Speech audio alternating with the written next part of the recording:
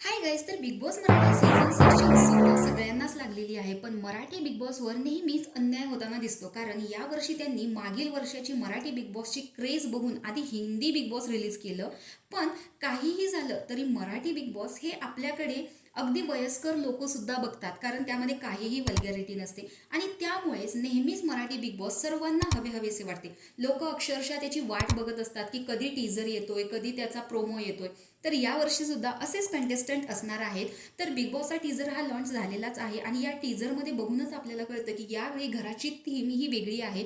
कारण मागच्याच बिग बॉसला केदार शिंदे यांनी सांगितलेलं की आपण मराठी बिग बॉसचं जे घर आहे ते हिंदी बिग बॉस सारखंच करतो. पण काही फायदा नाही. ज्यावेळेस महेश मांजरेकर सर जे घर होस्ट करत होते त्यावेळेस त्याच्यामध्ये नथ होती, बांगड्या होत्या, पैंजण होतं. तर त्यावेळेचा मराठमोळा घरचा लुक आणि आता हा हिंदी बिग बॉसमध्ये असल्यासारखा राक्षसी लुक, या दोन्हीमध्ये अगदीच वेगळेपणा जाणवतो. आणि मराठी बिग बॉस हे मराठमोळ्या घरासारखंच असावं असं देखील वाटतं. चला तर बघूयात यावेळी कोण कंटेस्टंट आहे. तर आहे पहिली रुचिता, जी रोडीजमधून आहे, रुचिता जमादार.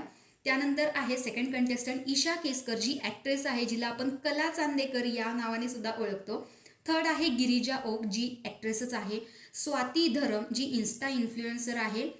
फिफ्थ नंबरवरती आहे पवन जाधव, ज्याने मागच्या बिग बॉसमध्ये खूप कॉमेडी प्ले करून इंस्टाग्रामवरती हल्ला करून ठेवलेला होता. आर्या जाधव, जी मागच्या बिग बॉसमधून काढलेली होती, जी रॅपर आहे. विनायक माळी, जो कॉमेडी किंग म्हणून ओळखला जातो. संजू राठोड, ज्याचं खूप गाणं फेमस झालेलं आहे, जो सिंगर आहे.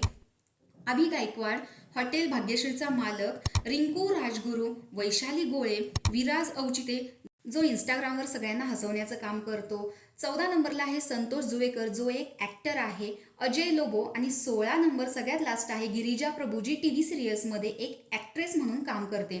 तर असे सगळे कंटेस्टंट आहेत. तर यावर्षी देखील बिग बॉस बघायला खूप मजा येणार आहे आणि नक्कीच हे पर्वसुद्धा गाजणार आहे.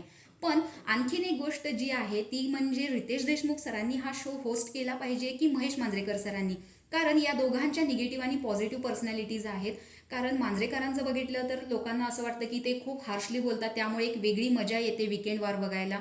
आणि रितेश देशमुख सरांचं म्हणाल तर ते खूप सौम्य भाषेत बोलतात, ज्यामुळे लोक त्यांना ग्रँटेड घेत नाहीत. म्हणजे घरातले कंटेस्टंट त्यांना ग्रँटेड घेत नाही, त्यामुळे काही फारसा बदल झालेला दिसत नाही.